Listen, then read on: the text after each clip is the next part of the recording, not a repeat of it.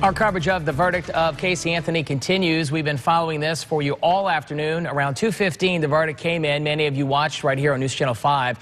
They found Casey Anthony not guilty of first-degree murder, aggravated child abuse, and aggravated manslaughter. They did find Casey Anthony guilty of 4 counts of giving false information to law enforcement. Sentencing on those guilty charges will be held Thursday at 9 o'clock in the morning. You will be able to watch that live, of course, right here on News Channel 5. And joining us now for more perspective on all of this, former prosecutor Michael O'Rourke. Thanks so much for being with us tonight. And I want to get right to the heart of it with you. We just have a minute and a half with you. Yes. You said earlier that you did not think that the jury in this case quite understood that just with circumstantial evidence, as it was presented to them, could be enough to convict somebody in a case like this. You really believe that the jury didn't understand that?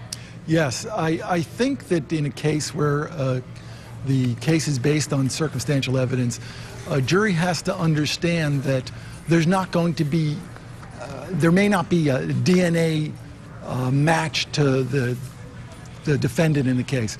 I think believing that that some of the TV shows that we may see on CSI and things like that, people may have this impression that there's some magic out there that can actually tie this defendant to the murder of the child.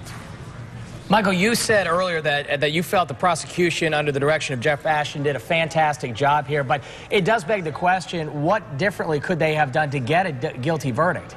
Well, one of the things that they could have done differently, my understanding is that they had a lot of evidence that that was gathered and they didn't use in this case. So they may have reevaluated what evidence they were using, and they might have used something that they may have excluded. I think another thing that they should have done and may not have done as well as they should have was they should have focused more on those 3 pieces of duct tape that were placed over the child's mouth and nose.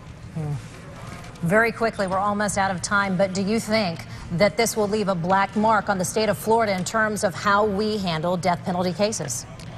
I don't know about it being a black mark. It certainly was not a decision that people expected, but we do have the best legal system in the world, and people do have to have confidence in that system. Michael O'Rourke, thanks so much for joining us today. We appreciate your time.